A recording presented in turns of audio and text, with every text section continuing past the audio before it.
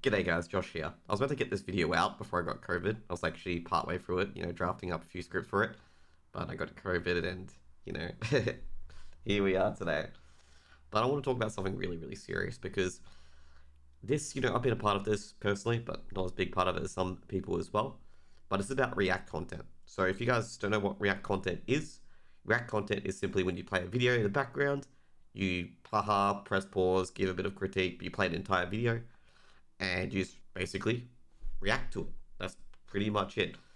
Now, we're going to not obviously confuse this with commentary and reviews, where they show a few clips of the game, talk about the game, talk about the gameplay and stuff like that, and have relevant clips of what they're discussing, what they're critiquing, or praising a person on. We're not trying to confuse that at all. Now, let me get comfy here quickly as well. So React content is just basically simply press and play and pause, have like, hey, that's right, yeah, that's right, that's true, and stuff like that. You guys probably will know a few content creators that come to mind from my little things, in my head, or not in my head, in your head. They'll be like, hey, I recognize that comment from this person's stream. Maybe they're a reactor. So basically, React content creation is simply put, why has it got a bad stigma to it? It is a very, very lazy way of content creation, okay? So let's just put it for example, okay? So it requires little effort from the person who's got the content, okay? Very, very little effort. Like, all they have to do is just play a video. They're using other people's hard work that may have taken weeks or years, probably not, but, weeks, days to create the content, and they can just simply react to it, upload it to YouTube, and that's pretty much it. Now, why is everyone feel it's lazy and it's a bad stigma? Well, it's because if everyone could do it, then there'll be no content created. Okay, it'll just be reacts to react, and there'll be like 20 million different faces in a thumbnail. Now, you might be saying, why can't everyone do this? Well, obviously, everyone's not big enough to be a React channel. Generally, the React content creators have become big from something else, and now just reacting everything because they've got the popularity for it as well. And then they can cover a whole verse of subjects with it, basically. Now, due to this, the fact that they spend little time reacting to the video, just only have to watch the entire video's length of 20 minutes, for example, they don't realize it took 2 months to make that 20-minute video. They can cover a lot of areas and do a lot more work than any other content creator. This argument was probably our source from DarkViper, obviously, as well.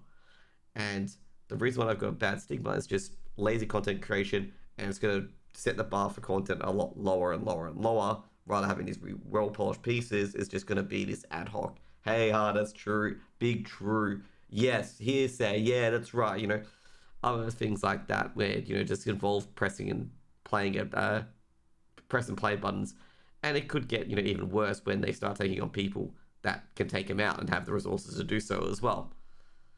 But now people, will go like this, okay?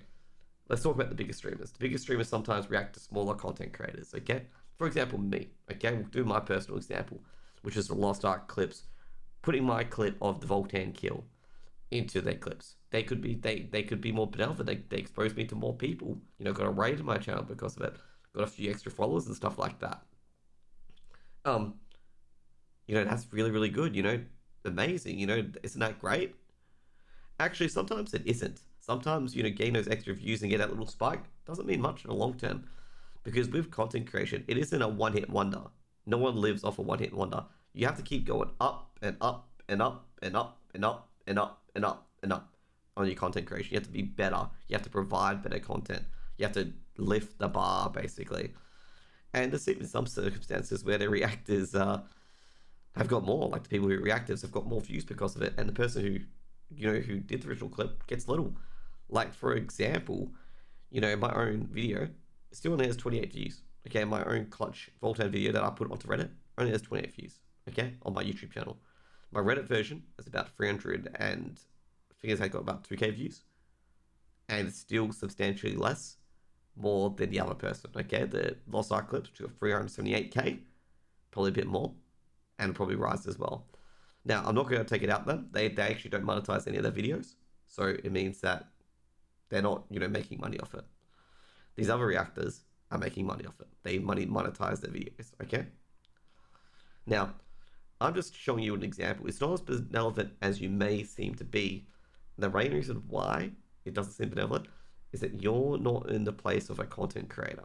And that is why you don't see it, okay? So basically, what happens is you get a quick exposure grab, you get a full followers, and let's just say the person who reacted to your clip gets all the money, okay? Now, you may feel like, let's just say the reactor reacted to my video, I only got 20 views, but the reactor got 30, 50k views, let's say made about 10 grand in ad money from YouTube. So why did I do anything about it, okay? Why don't I do anything about it? What spike, that people say it gives, to the audience? What audience want to get in? Like, someone may say, hey, your big stream reacted to you, might get the audience converted over. Now, this is the hard part for a lot of people, is that they don't understand the different audiences that you're exposed to, okay? Now, there's 3 different types of audiences that I have. Is that 1, people watch for the streamer. Now, for example, people watch, because Asmongold, Clint Stevens, Misgifts, for example. 2, people watch for the game, such as, for example, if I cast a CSGO game, or I'm doing a Lost Ark boss that people want to learn from. 3, people watch for the content, just some drama came up between Hassan and Destiny, gonna watch the fight, blah, blah, blah. Otherwise, I wouldn't watch them. So those are the 3 different audiences you get. So when they react to my clip, who are these people here for? Okay? Some people were there for just to see the clips that Asmongold reacts to. People were there to see who Asmongold, and people are seeing there for the content. Very little people are there to see me. Okay? Therefore, that audience is going to be very hard to convert, basically, already. So you can see that, like, the types of the free audience that I can convert is nearly impossible at that stage. Now, people, when the reactor does react to your content, who tells you? Well, I'm going to tell you right now. There are 2 groups of people that told me at first, the people who already watch me, and people who know who I am, okay? They basically the first 2 people to get DMs in Twitch saying, oh my god, you made it to this area. Oh my god, you made it to this area. And linked it to me, okay?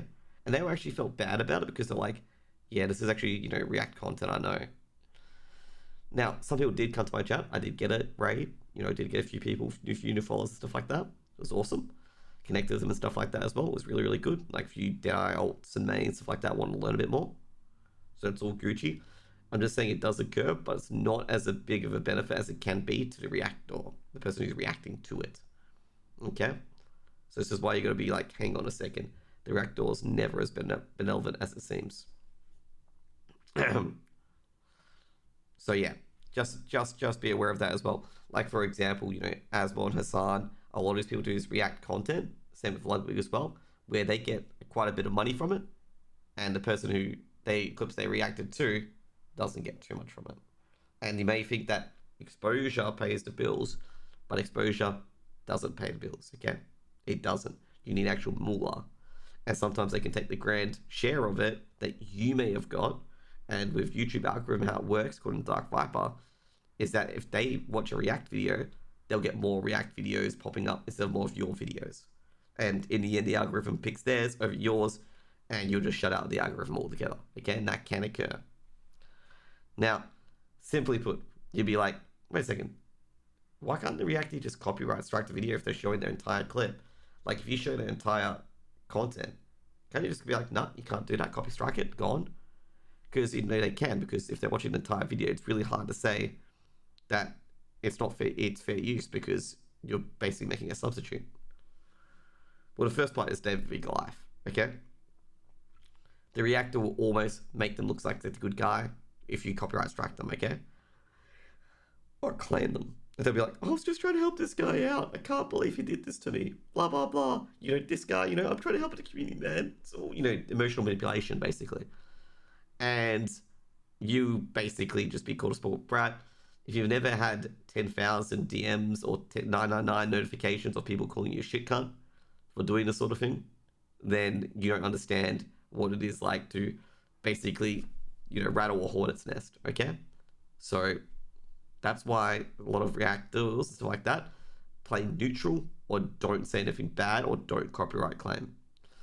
Now, the other one as well, if you do get the monetization from it and you do claim it and you're, slightly bigger than they are, they won't do anything. They'll just delist the video so people don't watch it and you don't get more monetization from it.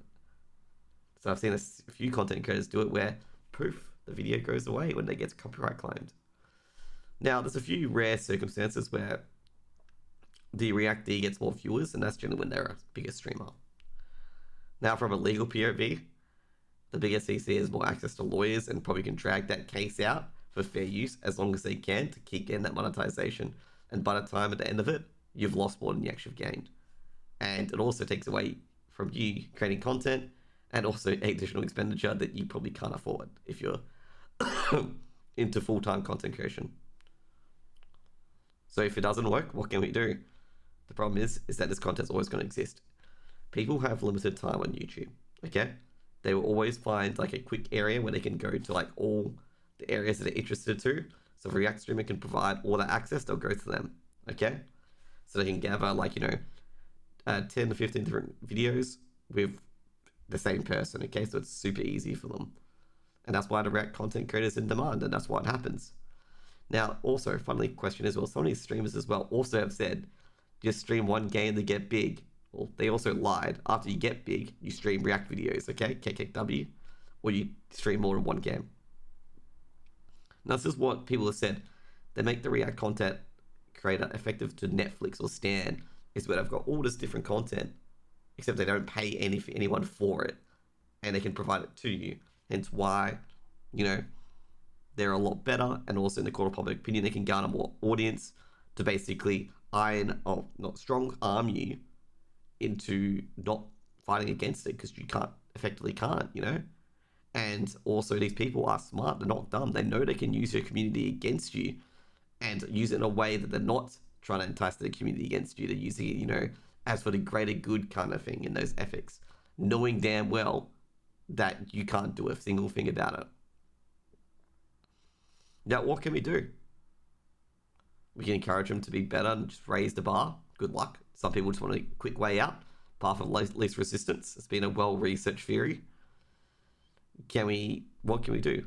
Can the viewers become just more informed of the damage that React content can do and understand fair use a lot better, instead of going like every single time a Reactee says, hey mate, don't take my entire clip. People don't go, oh, fair use, man. Yeah, it's fair use. I can take your entire video and just react to it. Yep, fair use. And I have no understanding of what fair use is. Alternatively, you can set up a system where like a content creator wants to use your work. You can give your consent and you work out a rate on who gets what. Like how most late night shows, they have a book, interview a person, the person who made it, talk about their life and stuff like that, talk about what's in the book, and that's pretty much it. Now you can see right now, these solutions aren't appetizing. They're not good.